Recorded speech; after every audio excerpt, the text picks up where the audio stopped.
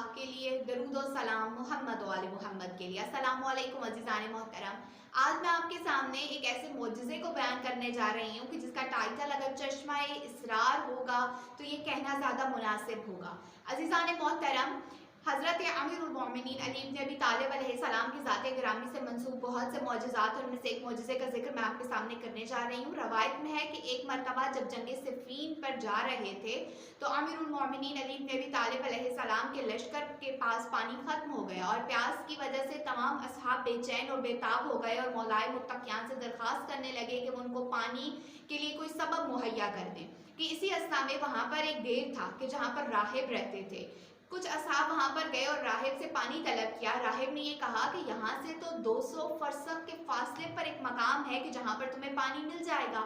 امیر المومنین علی بن ابی طالب علیہ السلام کے پاس وہ اصحاب آئے اور بتانے لگے کہ راہب نے اس طرح سے کہا ہے۔ مولائے متقیان نے وہ مقام اور جگہ اپنے اصحاب کو سمجھائی اور خود بھی ان کے ساتھ وہاں پر تشریف لے کر گئے۔ وہاں پر کچھ مٹی تھی، مولا نے حکم دیا کہ اس مٹی کو اس جگہ سے ہٹایا جائے۔ جب مٹی ہٹائی گئی تو وہاں پہ ایک بہت بڑا پتھر تھا۔ تمام اصحاب نے مل کر یہ کوشش کی کہ کسی طرح سے اس پتھر کو ہٹا لیں، لیکن اس میں کامیاب نہ ہو سکے۔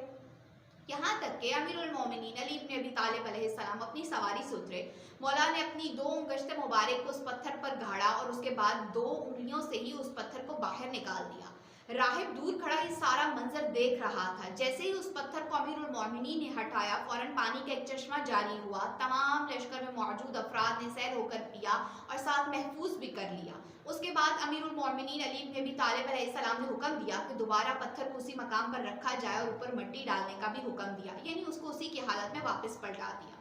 وہ راہب دور کھڑا یہ سارا منظر دیکھ رہا تھا۔ جیسے ہی امیر المومنین علی بن ابی طالب علیہ السلام اور ان کا لشکر اس کے پاس پہنچے تو فوراً یہ کہنے لگا کہ آپ کیا نبی ہیں یا کوئی فرشتہ ہیں؟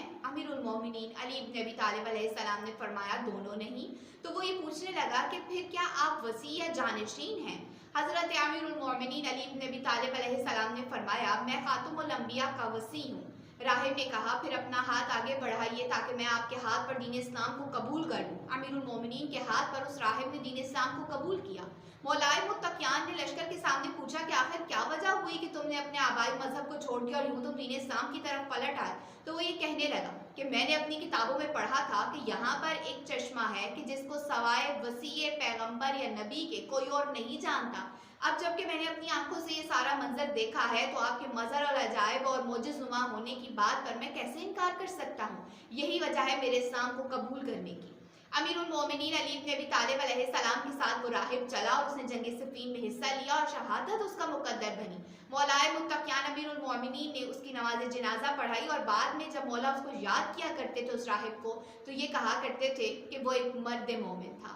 خداوند عالم سے دعا و درخواست ہے کہ وہ ہمیں بھی یہ توفیق دے کہ ہم معرفت امیر المومنین علی بن ابی طالب علیہ السلام حاصل کر سکیں۔ آمین یا رب العالمین۔ اللہم صلی علی محمد و آل محمد وعجل فرجہم وفرجنا منہم۔